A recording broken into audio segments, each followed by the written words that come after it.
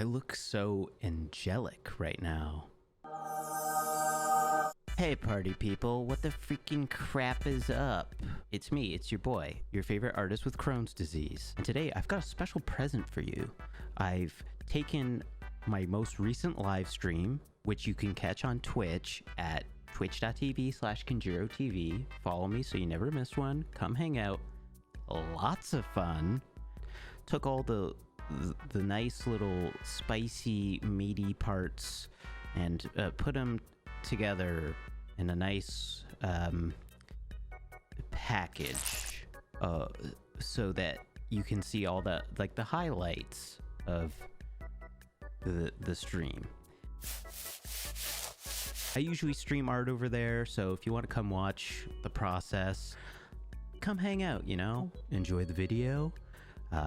Maybe you'll learn something, and maybe if you have questions, you should stop by the next stream and you can ask me in person, or you could just leave a comment, and you could also like the video. That part helps too.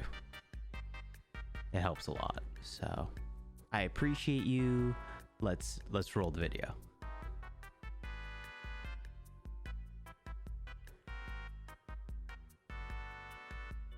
Roll it.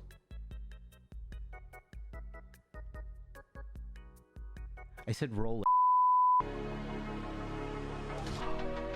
What's good? How's everybody doing today? Turning all this shoot down. Oh, there's a fly in here. That's great. You guys ready to do some freaking drawing?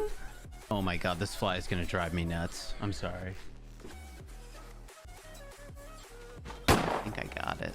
I'm gonna draw a demon from Doom, because I recently played Doom Eternal for the first time. I'm gonna try to turn this into like a little class. I'm gonna go step by step, like how I go from concept to finished piece. So yeah, let me get this crap set up. Maybe I can put him in here. Yeah, let's put him in here so that you guys can see the demon. So we will be drawing this beautiful. I think he's called a caca demon. Caca poo poo. I'll try to explain my process as I go along. First things first, got to come up with my idea. And the good thing about this guy is he's basically just a circle. I like the smile. He's pretty straightforward. I normally when I do my thumbnails, it's when things are like I want to push certain things, but he's already a demon and that's already up my alley. Let's just go right into it. I think if you're using Procreate, a good tip, as you can see, there's this line on my canvas. This is for anybody watching that maybe doesn't use Procreate, or if you've got another program. I don't know if you could do this in Photoshop, or I think you could do it in Clip Studio.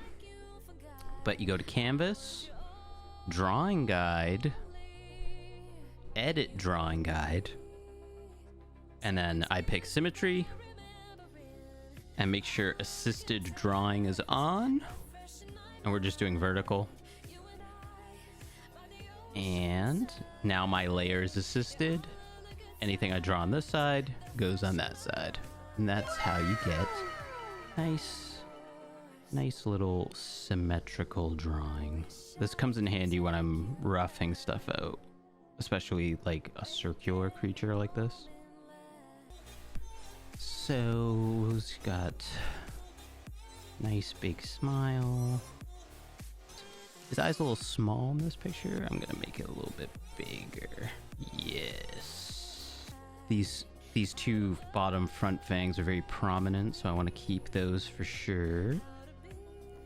And then for the rest of the teeth, you could probably just go crazy. Maybe even up into the gums a bit too. He's got 2 eyebrows, even though he's only got 1 eye. He's weird patch in the front of his mouth that's like fleshy looking. I don't know what these are. Like, I'm just gonna draw them like drooping down wherever the hell they are. Little tentacle thingies. Alright, so that's pretty good. Rough. Just duplicate it, but clear it. Because I'm gonna do, I still want the assisted layer. I mean, I could just turn on drawing assist there, but I still want the symmetry function. And I'm just gonna lower this opacity. And we're gonna go in with a different color. And this is where I'll just start like adding like little details into it. So I really like to add, I love making eyeballs veiny.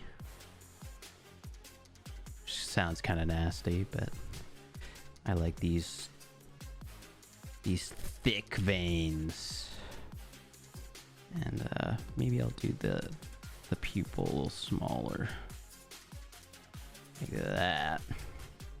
And then take out the middle part. Boom. And so now we have this shape for the eyebrows, but that's boring. I'm gonna make it look a little like fleshier. Now how do you do that? Just like divide it, give it some different thicknesses. All these terms sound very sexual. I don't know how I feel about saying it. It's the nature of the beast. Erase that part. Now look at it. She's lumpy and perfect. You could even add some veins. Boom, boom, boom. Here's another one. Boom. Excellent. Let's go into the eye socket. So in the drawing, it's kind of like fleshy in there. Let's do our own thing here. More veins, you know? This guy's gonna be veiny as hell. He's gonna be vascular as a motherfucker. You know what? It's not weird enough for me. So what I'm gonna do is I'm gonna take his eyeball and let's bring this sucker out of that cavity. Maybe even down. Yeah. Like it's drooping in front of the mouth. Hell yeah. I try to think of like, how can I make this look more gross? And that's the secret to my art. This isn't drippy enough. I need more sludge. And these horns, I'm gonna give him some texture to these horns. Cool. How do you know when you should stop adding detail? I think it's one of those feel things. You just kind of, the longer you draw, the longer you'll be able to look at something and realize if it's distracting too much from like the focus. A good example of this piece is I want your eye to be drawn to the eyeball, and I want everything else to kind of work as like a border to direct your eye there. Good way to do that is with color, but we'll get to that. And then I'm just gonna turn off the assist. I'm just gonna start adding like little drips. Do they have tongues? One more thing before I go to the final line art that I like to do is I'm gonna add boils. Because who doesn't love some nice boils? The red fella on the left, that's my good pal, the Caca demon. Chipacaka. Caca poo poo demon. I think this guy's ready to get cleaned up. With True Grit, these paper texture files that come with the brush packs, what I do is I go in here, black ink texture, and it's just a mask. Just click on the mask, and when you draw in white on here, you can see it's got like this different kind of texture, and that is rad. Let's turn the, oh wait, can I turn it on? Let's see. Drawing assist? Yes. So now when I'm cleaning this, it's gonna clean the other side. I know. I'm not a real artist. Real artists draw on paper. Paper's outdated. Can't even hit Control Z on paper. I know. Last time I checked, paper is trees, and we need those on the planet because they're all burning in wildfires. So I'm just looking out for mommy nature. Also, another tip. I mean, it depends on your drawing style, but when I was drawing back when I was in college and I was doing digital art, I would do this. Say I'm just cleaning up this line here, and I would do this until I got the perfect line that like I want. At a certain point, I figured, why do I spend so much time trying to get the line perfect? I'm being a perfectionist. It's just it's wasting time. And for my drawings, when I go in and I'm just like going willy-nilly and I don't really care like how the line is gonna look, it's got like big chunks, it's not like a perfect taper, it like makes the drawing a little more interesting. And that's how I power through a lot of the drawings, and I'm like posting a drawing a day because I don't really care getting perfect lines and shit. That's like it's a drawing preference. I'm personally fine with like not having like super perfect line art. You might be different. Give it a try sometime to like not care so much about it, and you might like the end result. Who knows? I really dig looking at people's sketchbooks and stuff because that's usually where people do this kind of stuff. They aren't afraid to make mistakes. Yo, is this playlist done for realsies? Chill beats, rap and hip hop. Oh, what is this playlist, man? I thought this was supposed to be like rap. Pretty lame rap. Drop a freestyle. Yeah, right. Who the heck do you think I am? I'll stick to art. Cool. Cool. Let's duplicate this layer. Hide this one. I always like to duplicate my layers because in case I fuck up, I've got a backup. So let's freaking shade this bad boy. The shading technique with sharp edges. If you're talking about like this method here, like I can do like a quick little offshoot here. Like let's say I'm just drawing a ball. Another thing too when I'm doing my drawings is rather than think about like, oh, how should I light this? It's not necessarily in a scene. I can dictate how I want to shade it. And so generally my rule is I always do it as if the light is coming in from like the top. If I was shading this normally, like it would just be like, this would all be filled here, right? And then it would be darker as it got down here. And then like dark. And then there'd be a shadow. And then there'd be some like reflective light on the bottom here.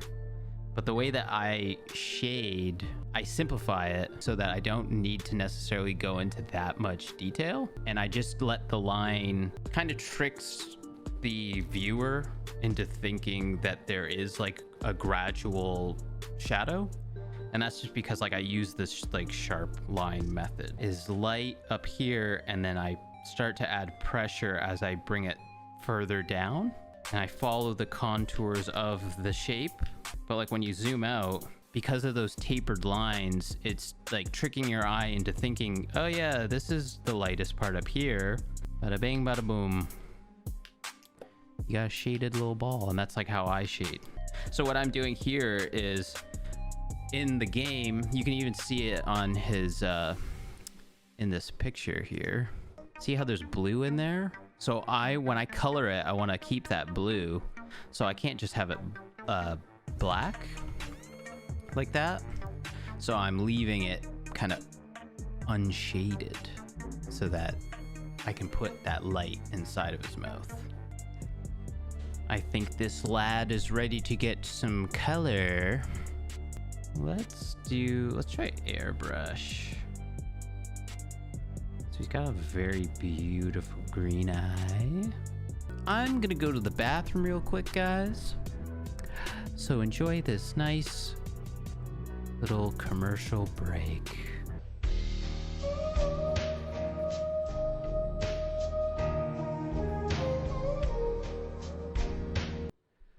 Okay. Sometimes I like to adjust the color a bit, even like after the fact. So I'll just flatten all the layers. Maybe crank the saturation a little bit. That looks really rad, actually. Let's go with a black background. See how that looks. Baja Blast. You guys like that eyeball? Add like some red to it.